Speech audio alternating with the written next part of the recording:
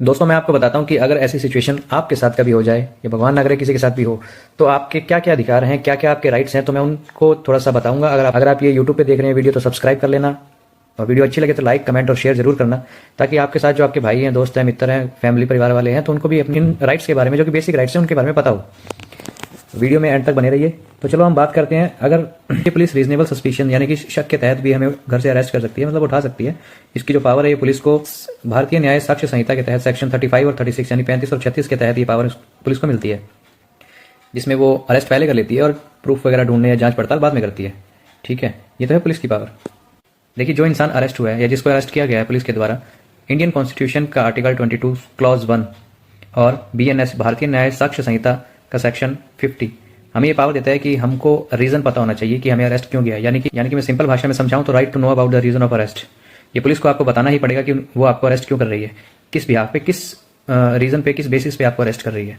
दूसरी चीज, Indian constitution article 22 clause 1 के तहत BNSS के सेक्शन 38 के तहत हमें वकील रखने की भी इजाजत है, यानी हम अपना एक लॉयर रख सकते हैं।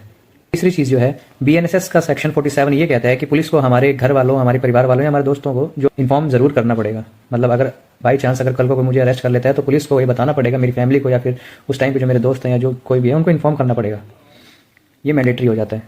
अब इतने सब के बावजूद अगर आपको अरेस्ट कर लिया है, so according to article 22 clause 2 of Indian constitution and BNSS section 57 ये आपको राइट्स देता है कि अगर आप अरेस्ट हो चुके हो तो आपको 24 घंटे के अंदर अंदर नजदीकी मजिस्ट्रेट के सामने पेश करवाया जाएगा। और अगर आपका कोई क्राइम प्रूफ हो जाता है या आप किसी भी क्राइम में आपको पुलिस अरेस्ट कर लेती है, अगर वो क्राइम बेलेबल है यानी कि उसमें बेल मिल सकती है, तो BNSS के सेक्शन 50 क्लॉज 2 के तहत आपको बेल बहुत आसानी से मिल जाएगी और बहुत जल्दी मिल जाएगी। अगर इस पूरी प्रोसीजर में कहीं भी पुलिस आपको अगर आपके अरेस्ट का कारण नहीं बताती या आपके एक अरेस्ट मेमो तैयार होता है जिसमें टाइम होता है, डेट होता है, प्लेस होता है, मतलब किस वजह से, कहाँ से, क्यों अरेस्ट किया गया है, ये पूरा लिखा होता है। तो अगर ये पूरा मेमो तैयार नहीं होता या फिर आपके किसी फैमिली को इन्फॉर्म नहीं किया जाता, ये जितनी भी चीज़ मैंने बताई है, अगर इसमें से एक भी प्रोसीजर अगर पुलिस फॉलो नहीं करती है तो अरेस्ट जो है वो इलीगल हो जाता है। और आर्टिकल 21 और according to the guidelines of supreme court in DK Basu case आपको कंपनसेशन भी मिलेगा और एक केस भी हो सकता है।